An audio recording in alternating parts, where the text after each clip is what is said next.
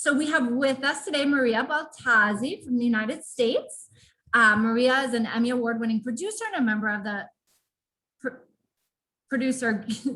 Guild of America, the Directors Guild of America, and the Academy of Television Arts and Sciences. And she's going to be talking to us today about bringing happiness and mindfulness to conscious travel. So Maria, if you'd like to get started, let's dive right in. Okay. Does it matter what view I'm on at all? It should be. I would invite people to watch with gallery view on theirs, and they'll be able to see it in that way. Okay, and then what should I be on? Or does it matter? Sharing screen. So whatever works for you for the sharing of your screen, they'll see your screen, and then they'll see the little line of participants down the side once you're sharing screen. Okay. All right. Yeah. Okay. So, hi, how are you? So, I'm going to begin with a story. And it was the back end of the day, and the sun was hanging low. And about 100 yards away from me was a water hole that was filled with elephants trumpeting and spraying their babies with water, while a long line of zebra stood in queue waiting their turn to drink and play. The moment was just magical. It was like a scene from The Lion King that just had come to life. And the land was Africa, and it was my first experience on that continent. And as I recall that first time in Africa, the person that stepped foot on that continent and then the one that left was 180 degrees different. I arrived just terrified of anything that would bite, sting, or have me as an afternoon snack. The thought of getting out of my vehicle in the middle of the bush was not even a consideration. Cut to 11 weeks later, when I was now jumping out of our Land Rover. I was in Africa to do wildlife stories for Paramount Studios. I was working as a producer, and at some point I had to get out of my vehicle to actually do my job. And when I finally found the nerve to do so, it just changed me forever. And that's what travel does. It changes you. It changes you if you allow it. And since then, since that first trip, I have made several journeys back to Africa, including today when I now curate and guide transformational travel experiences. And I think right about now, many of us are feeling the pull of wanderlust just stirring in our hearts. And as countries are gradually reopening their skies to international travelers, so are the questions about how we will travel. What will the future of travel be like? And more importantly, what will we want out of our experience? And what all these questions are really pointing towards is an overarching one. And that is, how can we be more conscious travelers in today's world? And by conscious travel, this means to travel with mindful intention, to be present and engaged in your journey, so that your experiences brings a kind of meaningful happiness that transforms you long after you have posted your photos on Instagram. And many in the travel industry feel that we are stepping into a new era of travel. And because of COVID, COVID is a global issue. And we have become more aware of how interconnected and interdependent we are on each other. And travelers will increasingly look to explore the world more mindfully, consciously, as thoughtful stewards of our world, versus being the travelers of before that were extractive and exploitive of a destination. This mindful way of travel will lead to more enriched travel experiences as well as memories. And any journey can be seen in three parts. It's anticipating the journey. It is actually experiencing the journey itself, and then the afterglow of the journey. And this is what I'm going to be walking us through. And hopefully I will shift the lens through which you will see future sojourns. So part one of anticipating your journey. So this is more than just a packing list.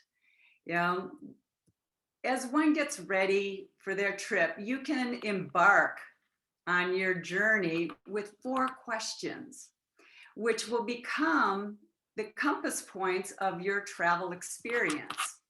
So your true north is about your state of being while you are traveling.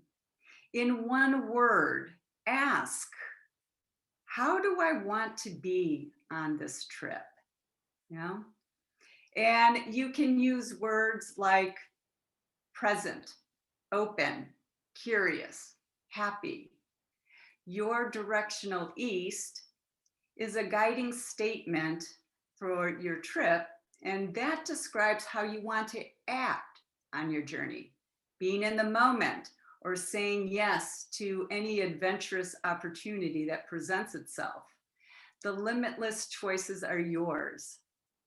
Your directional west is about who you will travel with and want to meet.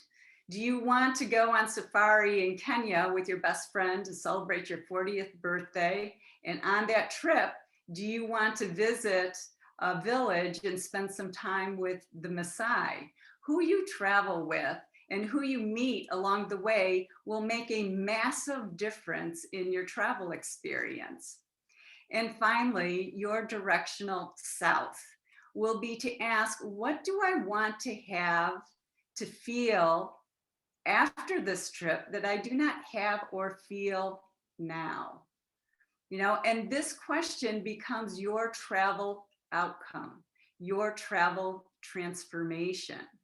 And for me, it is often the confidence boost that I get from doing something that I wasn't sure I could do, like climbing Kilimanjaro when I had never climbed a mountain in my life. These are the 4 compass points of inquiry that are key to setting your experiential course of your sojourn, which then takes us to part 2.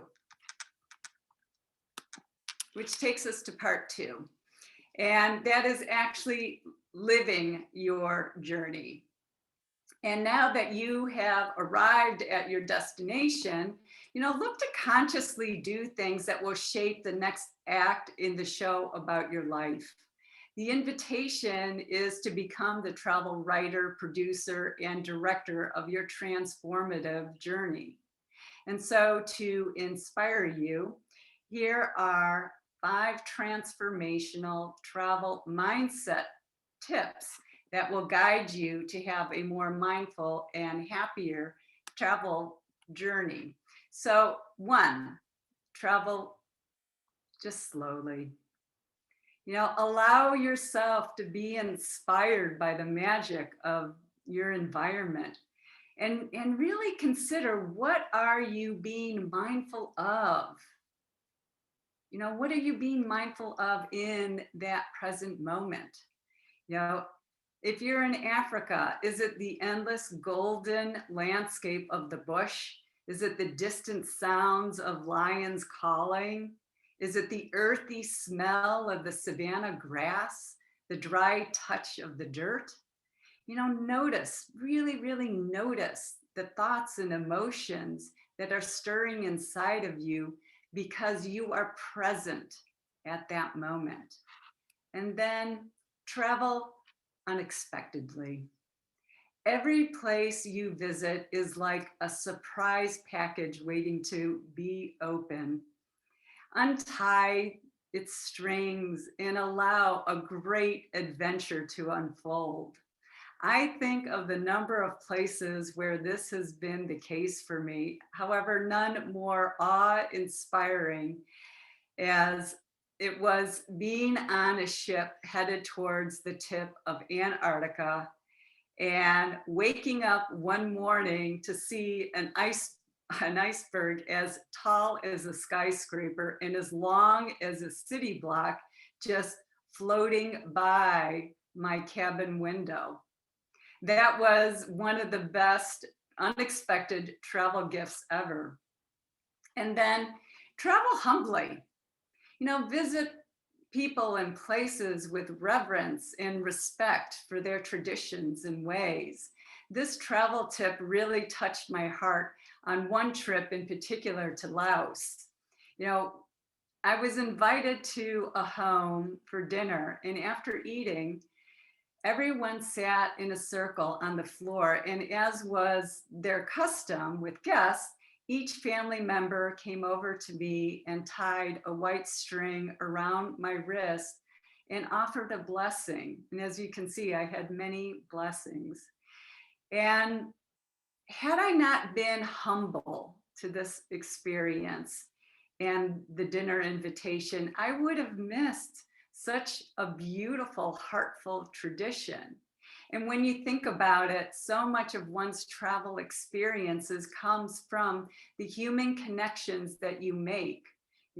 These are the meaningful memories that stay with you and change your worldview. Which brings me to number 4, travel with the spirit of a global citizen. So often when we travel, we learn that people are pretty much the same the world over. We want to be seen, we want to be heard, we want to be loved. So be an ambassador of goodwill toward everyone you meet. One of my most significant takeaways from traveling has been to not judge a book by its cover. That guy standing in front of you with the torn Bob Marley t-shirt on and wearing flip-flops could very well be one of the most revered elders in that particular region. And you wouldn't know it by looking at him. You would only know it by engaging with him. And then that brings us to our last point, which is to travel with curiosity. It is not how far you go, it is how deep you go that create the colorful collage of your travel experiences. Try new things, be silly, be daring, ask questions. One of my favorite experiences in Kenya was dancing with the Maasai, who are known for their jumping. And I asked one of them why they jump, and he said, because it makes me happy. And in that moment, it made me happy. And certainly, right now, sharing it with you, it makes me happy. And here again, it's not about the photos that you take and share on social media. It's all about the pictures, the images that you create in your mind and store in your heart, and then later share with others to inspire them to go out in the world. Which then brings us to part 3, the afterglow of your journey. Once you return home and unpack your suitcase, also take time to unpack your journey. What did your trip teach you? How did this journey transform you?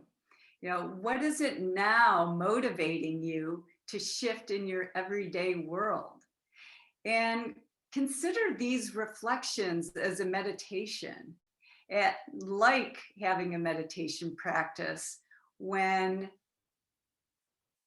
you notice how life shifts off the cushion because you have opened your lens of awareness. You know, notice how life is after you have unpacked your journey. What is your new lens of awareness as a result of your trip? You know, these reflections are actually the real gift, the real reward of traveling as a conscious, mindful, global citizen. So, circling back to that first adventure in Africa, that trip taught me to be more mindful of how I travel through an environment. It taught me to be more conscious of who I meet, especially if they are not of my culture. It taught me to really take notice and really just absorb where I am, to just take in that sight of the bush, the sounds of animals at a water hole splashing around, to feel the weight of the camera in my hand as I'm taking a picture, and to savor the taste of a good gin and tonic at the end of a well-earned day as I watched a sunset. You know, what you appreciate appreciates. And when it comes to both travel and life, I think Mark Twain said it best. 20 years from now, you will be more disappointed by the things you didn't do than by the ones you did. So travel well, travel consciously, and be happy. Thank you.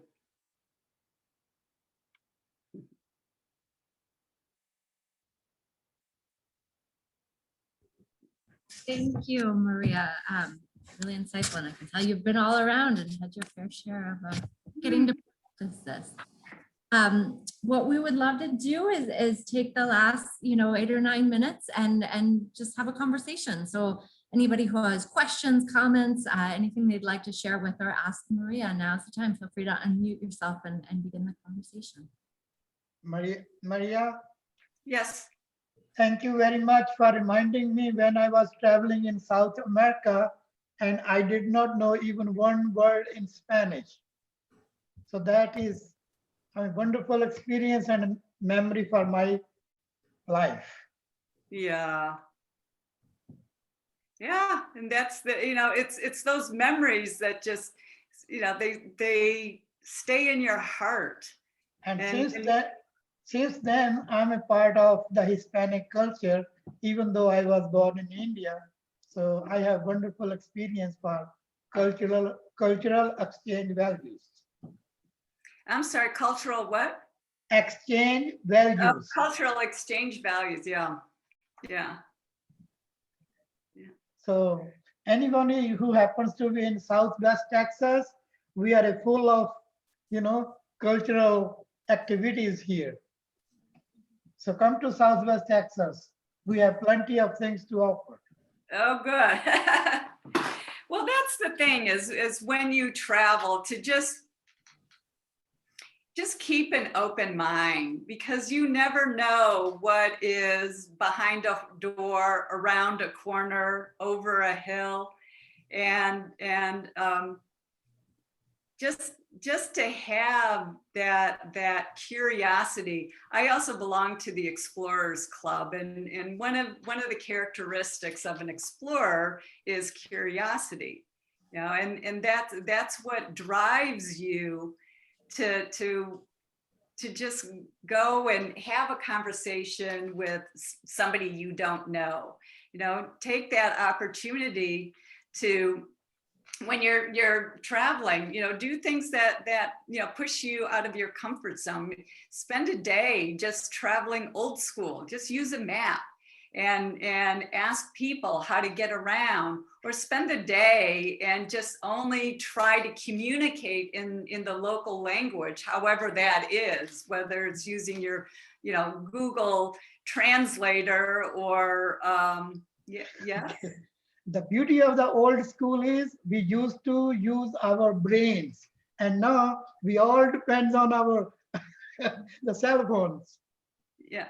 Well, one of the well, talk about trying to speak somebody's language when you don't necessarily speak the language. I was in Morocco and I wanted to go out into the desert. And so I hired a guide and a camel. And as I was Guide going, and a camel. Okay. what?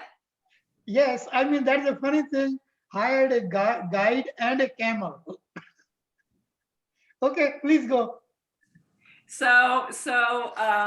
I started to go into the desert and I just am looking at the sea of beige and I'm thinking either this is going to be a really brilliant adventure or the dumbest thing I have ever done in my life, as I was just with Mohammed in the camel.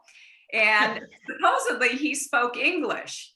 And I promise you my broken French was far better than his English. And I just had a book that a French dictionary, and that's how we communicated, was you flipping through my dictionary, trying to piece together words and hand signals. And that was my existence in the desert for 3 nights. So it just, yes. If I could make a comment, I actually found it interesting too, just thinking about setting intentions and, you know, what you said at the beginning with the different directions and thinking about who you want to be with and what you want to do. These days, my travel is tamer than it used to be. Like a lot of my travel is, you know, going with my family to visit my family. But even there, you can still use a lot of those things. Like, how do I want to show up to this? Let me think through what I want to get out of this trip. How do I want to feel afterwards? How can I intentionally make that happen? So it was interesting to me to realize that wasn't necessarily the kind of travel you were talking about, and yet it still is really relevant as well. Yeah, there's a lot you can do to shape your experience before you even begin it. Yeah. Any other questions? Would anyone else like to question or comment? No? Places you've been in the world? Beth, where have you traveled to? One of my favorites is the Caribbean. I'm a sailing girl and a water girl and a beautiful beach girl.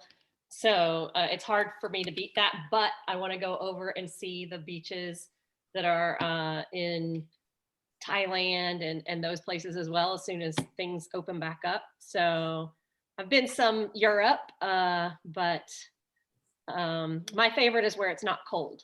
I'm with you. I do not like being cold. No.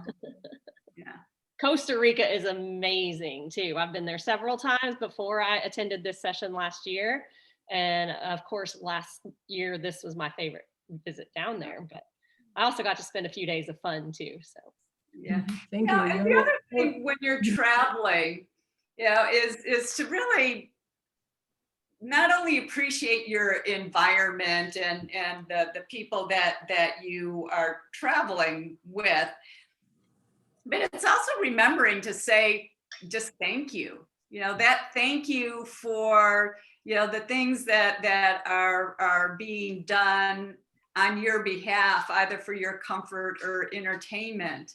And it sounds obvious, but just a simple thank you to your travel guide just will light up their face. And just as global citizens, just embodying that saying, if the only 2 words you ever say are thank you, that will be enough. So there's a lot of things when you think about it, it makes sense and it's common sense, but they're just nice reminders to have, and to take some time out of each day, even if it's just for a few minutes, just to either journal or meditate, or just take that reflective time out of each day to think about what it is out of that day that you really appreciate. It's like counting your blessings, for that day, and noticing how as each day goes by, you are being impacted by the experience that you are having. I think one of the things I'd love to. Yeah, because when you always get into that doing, you forget to actually take in just the experience and letting it land inside of your body and inside of your heart. I was just going to say the big transition for me is now that I work for myself and not for a corporation, I'm not forced to just 2 or 3 weeks of vacation from America standpoint, right? And so I think my transition is going to be going from I do just go and just be, and just because you need to decompress so much. But now it's like, okay, so now what do I want to do instead? And I really appreciate you planting all of these things just for me to think about as I kind of pivot to hopefully traveling more and more. But I love just meeting new random people. I mean, that's part of what I do just naturally anyways, and listening to their stories. And I've got a couple of good travel stories too that I'd love to share with you, but offline since it'll take too long. I just have one thing that I would like to share, that I love to travel also. And one of the most important things that I have realized is that it's better when you go to the place with no expectations, because you will surprise of everything you live. So that's a good idea, because sometimes somebody say, no, that place or that country or that city is not so beautiful. But when you go and maybe your mood and your set of mind could be the best place of all that you have been visited. So no expectation is a good tip for me. Yeah, that was the number 2 one, to travel unexpectedly. Because yes, every place is like a gift. Were you guys able to see the slides? Mm-hmm. Okay. Yeah. Thank you for this. I like Beth, working for myself and being able to do it remotely, I'm so excited to be able to just go wherever and just, as long as I have an internet connection, I'm good. But I love what you said about thank you. That's always, if I learn nothing else in a local language, that's always the first thing I learn. And I love the look on people's faces when you thank them in their language, even if that's the only thing that you can do. That connection, I love that. Yeah. And that's what it is. So much of our travel really is, it's the people you meet, and those moments you share, that person who will take you to their favorite restaurant.